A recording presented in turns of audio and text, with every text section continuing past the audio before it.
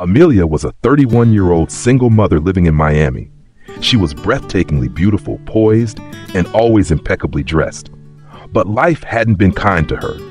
After a messy divorce from a wealthy businessman who left her with nothing but their son, Noah, she'd spent the last 4 years rebuilding her life from scratch.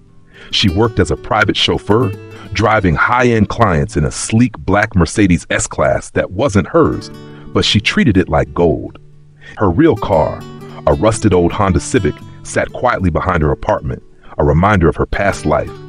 One rainy Tuesday morning, she picked up a new client, an elderly man named Mr. Bennett. He wore a faded gray suit and carried an old leather briefcase. He didn't speak much, just smiled politely and gave her an address in Coral Gables. On the drive, he noticed a photo of Noah clipped to her sun visor. "That your boy?" he asked. "Yes, he's everything," Amelia replied softly. Mr. Ray Bennett nodded, but said nothing more. She dropped him off, and he handed her a generous tip, $100 in a wrinkled envelope. When she got home that night, soaked and exhausted, she almost threw the envelope away, but something told her to open it. Inside wasn't just the $100. There was a handwritten note. "The way you spoke about your son today reminded me of my late daughter. If you ever find yourself needing help, call this number. No questions asked." There was also a business card. Richard Bennett, founder, Bennett Global Holdings. Amelia froze. Bennett Global Holdings was a billion-dollar investment firm. This man she'd driven all day in silence was a legend in the finance world, and she had no idea.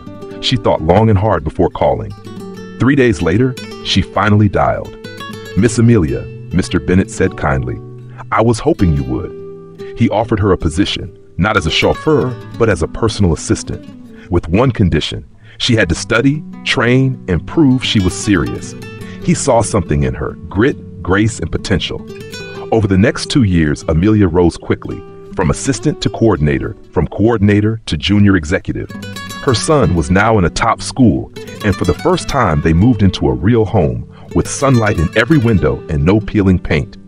One night, Mr. Bennett invited her to dinner. "You remind me of my daughter," he said. "She passed away young. I was never around because of work. You're the kind of mother I wish I had helped her become." He handed her a sealed folder. Inside was a legal document. He had made Amelia co-director of his foundation for single mothers, along with a personal trust for Noah's education. She was speechless. "I didn't help you," Mr. Bennett said. "You helped yourself. I just gave you a door. You walked through it."